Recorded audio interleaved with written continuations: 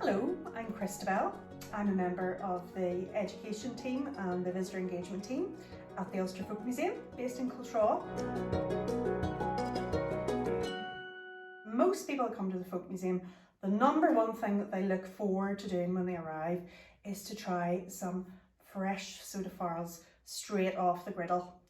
So people are missing that, and I thought it'd be a really nice opportunity actually to show everybody at home how easy it is to make soda farls from your own kitchen.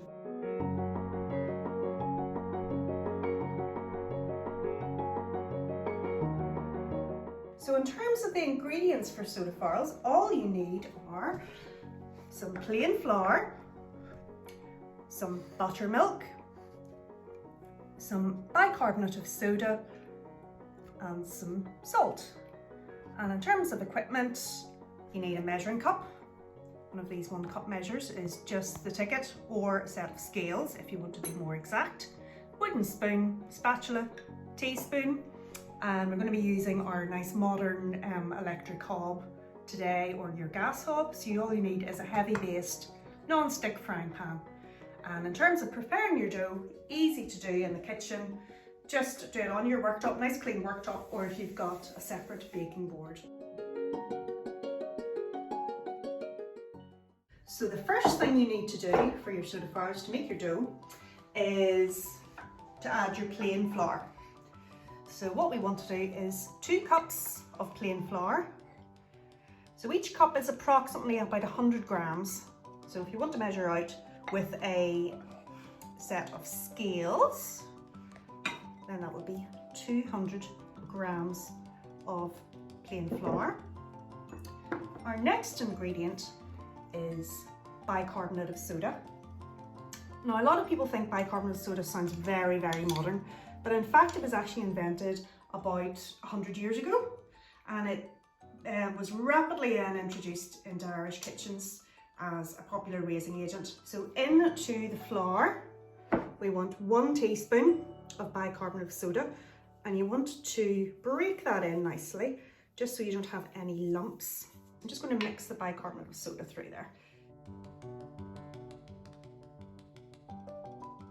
Our next ingredient is salt, and we basically need about half a teaspoon of salt into our dry ingredients. And again, just mix that through. So nicely mixed through, and then we're going to make just a little bit of a well in the middle. So our final ingredient that we need to put into the dough is buttermilk, and we're going to look for about a cup of buttermilk, but it may vary depending on your flour. So even if you just add slightly less than 1 cup to begin with, and so a cup of buttermilk would be about 200 ml if you wanted to measure it out. So we're going to pour that into the middle and give it a good stir. Basically what we're looking for is a nice soft dough that comes together easily as you stir around the bowl with your spoon. And you can tell right away actually that that's probably not going to be enough buttermilk, so I'm going to add a wee bit more. And making soda farls is not like cakes in terms of you don't have to be exact. What you're really looking for is the kind of feel and look of the dough.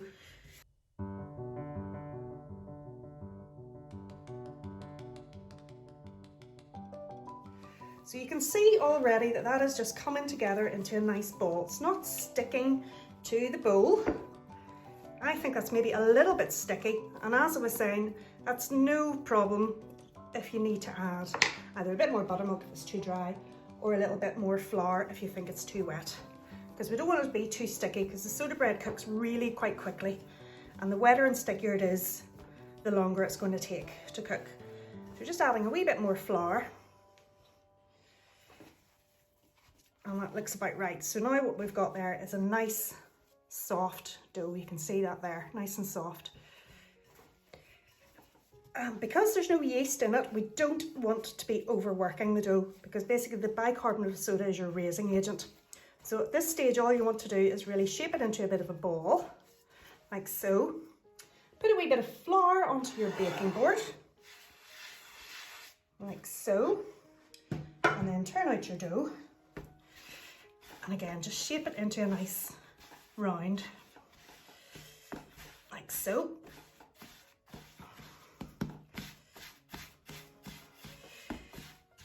So we can see that's nice and puffy and soft. And there's no need to use a rolling pin. So for soda farls, what we want to do is just flatten it into a round to about 1/4 of an inch thick. So keep shaping and patting. And if you find that it's a wee bit sticky at the top, just add a wee bit more flour there.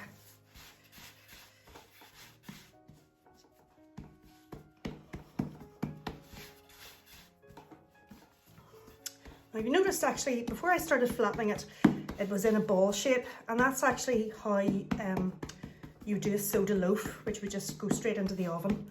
So if you wanted to keep it as a loaf shape, just shape it into a ball and a wee cross on top and pop it into the oven. The reason for the cross on top is to help you break it into 4 easily once it's cooked, and also a little bit of a superstition in terms of people were very superstitious and always worried about things like witches and bad spirits and things like that, and they felt that a cross on the top of their bread would keep the devil out of their baking. So there we are, we're into a nice round, and it looks like to me about 1/4 of an inch thick. And again, you don't really need to worry about it being too perfect. This is traditional bread. It's not heading for an artisan bakery, so we're all right. And then what we need to do is, at this point, we need to cut it into 4. Okay, so we have our nice flat round, and we're going to cut it into 4 because obviously our soda farls are always in the traditional triangular shape. And an interesting fact for you is that the word farl is actually based on an old Scots Gaelic word, fardel, and anything in a fardel meant to be cut into segments or portions. So fardel then became a farl. So anything in a farl is cut into pieces, particularly quarters. So there we are, easy peasy. There we have our dough ready to go. 4 nice soda farls, about 1/4 of an inch thick, and you can see they're not too sticky in the middle, so nice and soft, really easy. So all we need to do now is transfer them into the kitchen to pop them on your hob. So I've got a gas hob here, and I've put that on a sort of low to medium heat. What I'm going to do is I'm going to sprinkle a little bit of flour on my pan. That will just be to stop the bread from sticking, then the pan goes on the hob. So obviously in the museum we're operating on a open turf fire and with a crook, a crane and a griddle. And one of the reasons we would put flour, you'll see us sprinkle flour onto the griddle. And that is basically a good way to check the temperature, because obviously in modern times here we have our little dials and switches and things like that which can tell us what temperature. But when you're working with an open fire, there's no real way of controlling the temperature otherwise by just moving the griddle up and down. So a wee bit of flour onto the pan, and when the flour goes nice and golden brown, then you know that your griddle is nice and warm. So all we have to do with our farls at this stage is just pop them onto the pan. So pretty quickly it'll start to puff up a wee bit.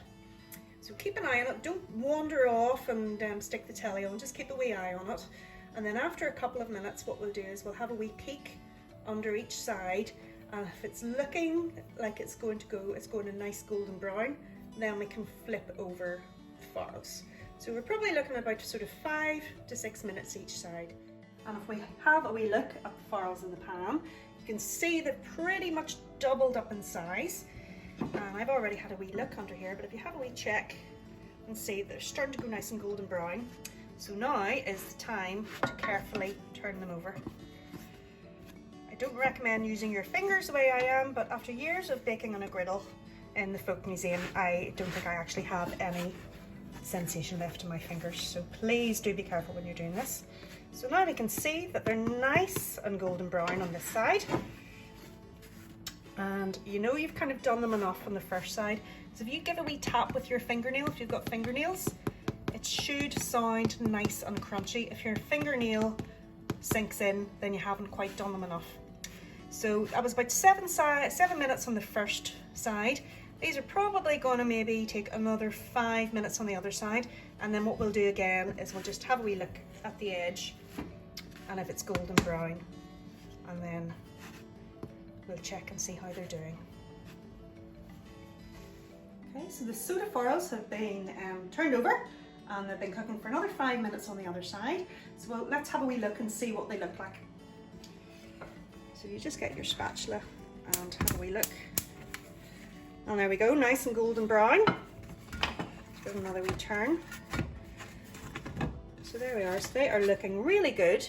So a tip to see if your bread is actually ready is to lift it and tap it. And you can hear that nice hollow sound. That means that they're cooked, okay? But a little tip that I learnt from one of the visitor guide bakers in the museum who'd been baking for maybe 30 years is to always finish off your soda farls on their edges. As you can see here, it's still a little bit doughy on the edges. So on the griddle, we would always park them on their ends for a couple of minutes, and then once each end is kind of golden brown, then flick them over. And if you didn't do that, quite often what you find is you end up with like a wee doughy bit in the middle. So this is a really, really good idea. So we'll have a wee look and see. So you can see already there that that's started to kind of brown a wee bit. So we'll just give them a wee turn again on the other edges, just for a couple of minutes, like so. And it's a wee bit of a balancing act trying to get them to perch up like that. So we'll give them another wee minute. So you can see how much they've actually, remember they started at about 1/4 of an inch thick. Now they've doubled in size and they're really looking really nice and puffy and golden brown. So then we go this way. And this is the tricky bit to try and get them to rest there. So that'll just finish them off nicely. Okay, so while that's doing that, the last thing we need to do, I know it's really, really tempting as soon as they come off your pan or your griddle, is to dive straight in. But we always wrap them in a tea towel for about 10 minutes. 2 reasons for that is just to let them cool a bit slightly so you don't burn yourself. And also if they're wrapped in a tea towel, they're continuing to cook just for another few minutes. And that really does avoid that annoying doughy bit in the middle.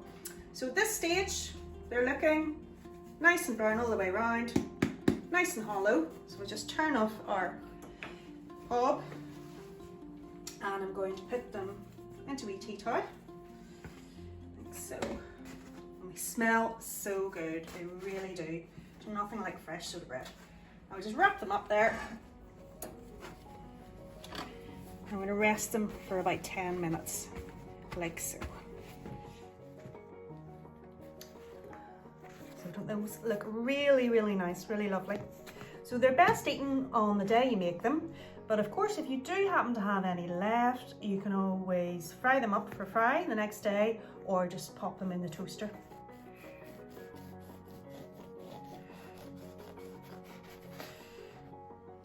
So perfect, so there we have a nice open texture, nice and soft and fluffy, and traditional way to eat them is obviously with a bit of nice butter. So I hope that has inspired you to try making soda farls at home.